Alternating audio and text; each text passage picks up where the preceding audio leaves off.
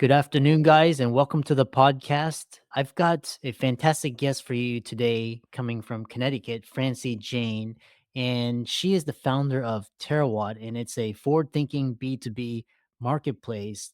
And it's focused on helping employers reduce employee turnover and achieve long term success. And after talking to her, it's basically an Airbnb for coaches. So we'll talk about what it is, what she does, and the impact that she's making. And I'm really happy to have her on and to discuss it with the audience. Francie, welcome.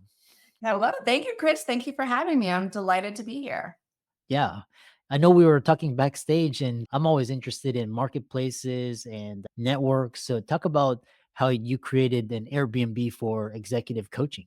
Yeah. So the way to think about it is I think Airbnb is just such a really good analogy because instantly people understand what I'm talking about. Because if you describe it, but the Airbnb really what it is coaches, any kind of executive coach, wellness coach, life coach, any kind of coach. So we have also an SMB coach, all kinds of coaches. They have a market rate, same the way a doctor would have a rate or a dentist, right? There is a rate that they charge and the insurance covers part of it. And then the remainder is what the payer pays. So in the coaching space, it's similar to any other business in healthcare. It is based on supply and demand. So typically the people who have been in the business for longer, who have more degrees, more books, they have a higher rate for what they're doing. And the reason this matters is because right now, most of the places that offer coaching are offering one-on-one coaching and they offer on a subscription basis, which makes it really affordable as a buyer. The reason they can do that is because they're way underpaying the coach their market rate. So the question is, who is willing to accept that? So just like some dollars. After 2 years, if you are a certified coach, let's say ICF certified coach, and you've been in business for 2 years, you can command about $300 an hour for your services. Right now, BetterUp, when they hire a coach, it's not like hiring, but it's a contractor, right? But they will pay them $50 an hour for that work. And as a buyer, it's great, right? Because it's affordable, it's a subscription, you're delighted because you're not spending that much money. But the flip side is, how experienced are the coaches on the other side of that? Who is taking them up on that offer? So what I would say is that people who have a real business who are getting their rates on their own wouldn't accept that offer. So typically the people that are offered as affordable coaching coaches are people who are new or maybe they have trouble getting new clients. So we typically don't work with those people. What we are working with is people who have their own business. If they weren't using us, they would be hiring a social media manager. They would be writing a book. They would be going on podcasts. They'd be going on TV. They have a YouTube channel. So what we're trying to do is bring leads of market rate income to people who already have a business and who already have some demand. So that's on the coaching side. And we got these coaches, we put them through background checks. I spend time with them. We do a social media check. We look at their content. And really, again, it's Airbnb because there's no one terawatt way. We don't say, in order to do coaching appropriately, you have to do X, Y, Z. No, we're a matchmaker. Everyone has a different way of looking at it. And some people own their own content. Other people license content. Like, for instance, if you've heard of Enneagram, a lot of the coaches on our program do Enneagram assessments. But they also do 10 other kinds of assessments or 10 other kinds of content that might be licensed by somebody. So that's on the coaching side. And then on the buying side, the other two stakeholders we have are the purchaser, the buyer, the employer, and they are buying group coaching typically on behalf of their employee. And for them, it's a different discussion. And for the buyer, it's why would I offer that to my employee? And there's a ton of research in human capital showing that when an employer supports the professional development of their employees, attrition goes down and revenue goes up, like retained revenue goes up because you're spending a lot less on replacing them, on onboarding them, and all the other things that go into play with high turnover. So we talked a little bit earlier, but my area that I love to work in is healthcare. Because in all the healthcare space, the average turnover is 20%. In all of America, the average employee turnover is 11%. So one of the things that doesn't happen in a lot of places is people don't quantify what it costs them to have what their turnover cost even is. You might have 11% at some business, but if you could get to 5, how much money would you say? What would that do for your business? And so that's the pitch related to the employer. And then to the employee, it's professional development, it's working with an expert, it's learning how to be better. And there's a ton of research just showing that professional development does lengthen the tenure of employees' time at an organization. Interesting. And what is we can talk about different things from the buy or the sell side. And so one question I have for you is there was a really great book. It's called Zero to One, where it's talking about how do you get these exchanges or how do you get these network effects because you have to have both sides. And so, what are the particular problems that you've had with because like with Airbnb or Uber, Lyft, DoorDash, these you've had problems with driver supply or rider safety. What are some problems that you've had on both sides, and how have you fixed those? Yeah, well, good question. On the coaching side, my joke is that I'm the age where people become coaches. So that's to say that I have a lot of friends for 20, 30 years who I've known. And as I was starting this, I basically ran everything by them. So, like the contract we have is like coach approved. We had 50 coaches negotiate the contract. And basically, everything we've done on that side is to make it be in lockstep with how coaches view the world and what they would want from someone who's providing them leads. So all of that work on the front end has been really helpful because it's semi-viral on the coaching side. We have about around 100 or almost 100 coaches that have been vetted and I've spoken to and everything. We're developing this community, but it could be a million or it could be 30 million. It's like endless because they love it.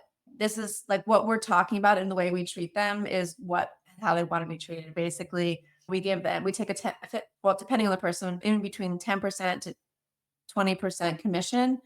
I'm matching them. So they give us their market rate and typically it's 15%. We add 15% on top of that and then we send it to the payer. So I actually don't have a lot of problems with coaches and that they want leads. Always people want more work. So that would probably be the tricky part of the coaching side. But again, because I set it up so that there's no reason for them to leave, that's how we've been able to add that. So like it doesn't cost them anything to come on the platform. We pay for the background check. They have to really meet our standards, but then once they do, they're delighted because then they're full of a group of peers. So that Mhm. side's been really easy. And also I'm a student of marketplaces, so I can talk very deeply about this if you want to talk more about how and why and what are some of the decisions I've made. But basically it's to keep them there so that we can keep adding as opposed to one drops off, we add one, like right to be marketplace, you have to keep having more supply. So that side's been fine because that was quite easy. The harder side actually is the buyer because what we're trying to do is group coaching. So it's also a little bit different from how people think about coaching. They think about it one-on-one, personal cheerleader, kind of almost like they think about it a little bit like a therapist, like someone who's solving all your problems. Obviously, coaching is not therapy, but I always have to say so they had to think about group coaching, and then we're like, it's not just like training and development, not really, right? Because you're like connecting with an expert who's then you're evolving and you're customizing this content for this group. So it's a little bit different, right? We're not saying here's a sales training we have, and we do it 10 times a year and we do it for 10 years. That's not what this is. This is we have experts, we have people with problems. Our experts are solving the problems that people have and then ideally, we're coming back year after year to solve different problems. So the problem a little bit is the group coaching from the buyer side. Another problem is it seems expensive. Mm. And Yeah. so what we try to do is talk about on a per person basis. For instance, we worked with a hospital. There ended up being two coaches in person for 5 hours with 40 employees. It was $30,000 was the fee for the hospital, but on a per person basis, it was less than $1,000 a person. And here's why that matters. In America, the average learning and development spend on employees is like $1,100 or $1,200 a year. So I Mm. can guarantee you hospital workers are making multiples of the average American income. So it's way below what their sort of hit rate should be in terms of what they should be spending on professional development for this employee group. And then, so there's that A, just the actual spend. But the other thing that people really need to think about, and they have a hard time with, is the return on investment and Mhm. what it will do for the organization's bottom line. And so that's another side of our business that we also work on, which is like helping with prove the return on investment, doing control groups, doing surveys, and trying to really get to the bottom of like how it's affecting the organization. And if you are interested, we can also go into this incredible case study we have. But that's so I'd say like the hardest part with the whole flywheel of the marketplace is getting people to understand these unusual things we're talking about and why it would benefit them. Mm. Yeah. And that brings up one question is the a follow-up question I have is a lot of what sort of problems or frustrations or aspirations do hospital employees have when it comes compared to other industries when they come for group coaching? Actually, it's one of the reasons I also really the healthcare is that you have this group of wildly educated people, very well trained, very knowledgeable, very smart experts, top of their usually top of their game, right? Because there just are only so many doctors, only so many nurses, only so many dentists, all this stuff. Okay, the flip side is though they've received zero management training. So they may have received training on bedside manner stuff, but there's no training on how to solve difficult problems, how to have difficult conversations, what happens when there's a conflict, what happens when there's a safety concern. Why are we still having a hierarchy in hospitals? That's a question I'd have. There are all these like questions and things are very different in hospitals that are in the rest of the world. Like if you worked at like craft, I guarantee you, I'm just making this up, but I would imagine they're spending at least $2,000 a person, at least, on management training and presentation training, how to work with colleagues, how to work across, how to work down, how to work up. Like that, in these big Fortune 500 companies, management training is like daily. It's very common and it's like in the DNA. And I just think that that's a big disadvantage that healthcare has that it would really help them because let's say I like the hierarchical stuff makes a lot of sense if you're in the operating room, right? It needs to be one person making decisions, otherwise it's chaos. Fine. But that ends when you walk out, you're still dealing with a bunch of humans who have opinions and ideas. And it's hard, right? It's hard to work with people who see things differently than you. And so that's what kind of life is. And there's no, I like to call it like no policeman. Like there's no like enforcer of the mores or a lot of the mores in hospitals, right? There's like different groups and they have different opinions on how things should be done. And they have a way that they work together, they make it work. But if there's not great skills in negotiating problems or figuring out solutions, you could end up with a very toxic environment. And because maybe someone doesn't want to deal with somebody, so they just ignore them. And guess what? You know what that leads to is higher mistakes, lower patient happiness, or all the different metrics. I'm not saying it properly, but all the different metrics that you evaluate hospitals on. And so that's what I get so excited about because it's a huge opportunity for these groups to really do something that is a ton of research. The human capital research is out there and people just haven't really been aware of it. And I don't know, it's amidst a lot of people's radars, but there's a lot of research about the impact. Mhm. Yeah, you described the typical healthcare organization here very perfectly. One thing that I want to talk about is because you mentioned soft skills education and management training aren't emphasized in healthcare, and it's related to burnout. And solving that can help or I guess help solve a part of the healthcare crisis problem that we have. Yeah, so burnout's also related. And burnout, I'm sure I'm gonna mangle this, but the definition effectively is that someone feels like doing the right thing isn't working or it's being forwarded somehow, right? So that you're up against a barrier and you're getting defeated every day. And one of the things that I talk about with burnout is that we talk about it like it's a personal failing. Actually, it's a systematic failing. Mm. So if like a human has burnout, that's not because they couldn't handle something. It is a little bit, but it also is that there's something going on in the system that they're in that is like wrong in their brain. And they're like, this is not right. And they're fighting it. And then they're finally just, you know what, the money's not worth it. It's not worth it to do this. And it's also related. That's the same thing where you hear about like nurses who will leave a hospital for 50 cents more an hour because at the end of the day, it's just whatever the organizational difficulties are, you need to get paid more money to deal with it emotionally. And it's like kind of that say it's a little bit like two sides of the same coin. But I guess my point is that burnout also has a ton of metrics associated with it. And I was just looking at actually like a NIH study that was like 300,000 it's like interactions or nurses. Oh no, 300,000 is it like the what do you call it? Accumulated studies of 300,000 nurses. And there are Mhm. all these correlations. It's like the higher the burnout, the higher rate of medicine error, the higher the burnout, the higher the poorer the culture of safety. But all these different things that happen, like the higher the burnout, like the lower the patient satisfaction score. It's related, right? It's related. And so it shows up in other places. So just because you could say, oh, we'll just get rid of that person, they have burnout, like tough noogies for them, we'll just bring in someone who's happy and peppy. There's still those problems still exist. Mm, And so if you start to have maybe it's a one person out of a million, okay, that's the one person's problem. But if you if it's coming up and you've got a high rate of attrition, people are leaving, like there's probably something going on where people just can't there's some conflict in terms mm, of what they think should be happening and what is happening. yeah. Yeah, you're and to round it out, because you mentioned on the buy side, a lot of people when they think of coaching, they think of like individual, like kind of one-on-one, but you talk about how group coaching transforms businesses by scaling success. Yeah, yeah.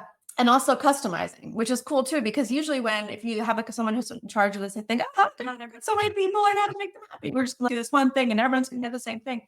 But actually, there are many ways, and now especially with AI or any kind of like organizational efficiency with automation, you can find ways to customize and make people happy and respond to their interests. And that's also a thing in employee, like what is the word? The relationship employee satisfaction to organizational success is in the organizations who listen and react and respond to the needs of the employees.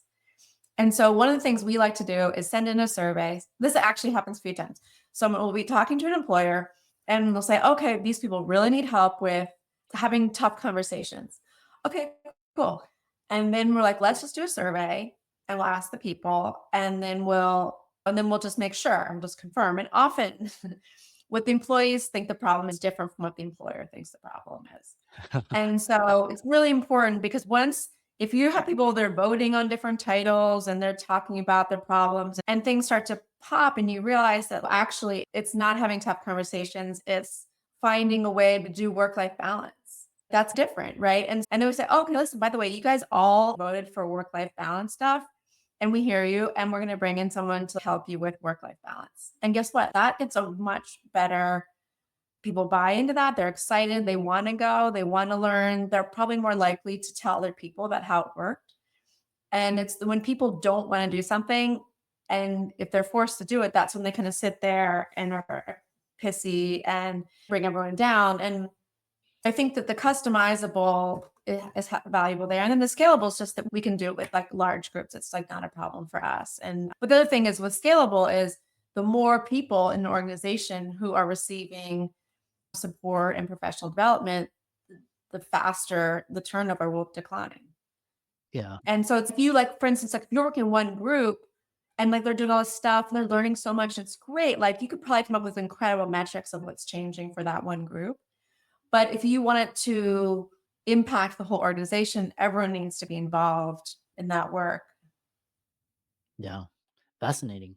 I really enjoyed this conversation and I think you're doing some really great work. I was just talking about with the one of the coaches, speakers talking about Disney culture, and I was talking about someone that can the next $1 billion idea is either someone that can just completely change the way healthcare is delivered and experienced. Really fascinating Mm. work.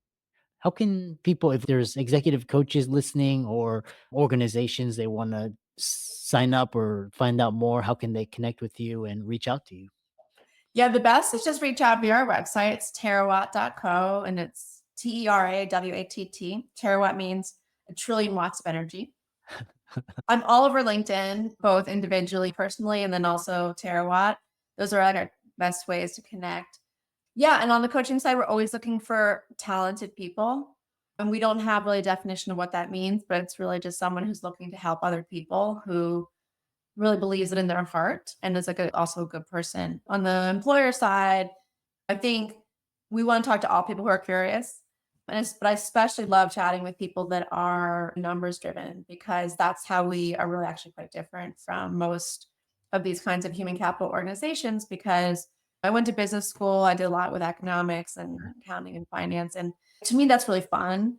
And I think like bringing the human capital, ROI, accounting stuff to this makes it more interesting. And also is like cool because you have these coaches on the one side who are really talented at connecting with people and helping them reorient their brains, but they're not like accounting people. They're not statistics people. And that's what we do is we make it really easy to like make the pitch and show people why this is a good investment.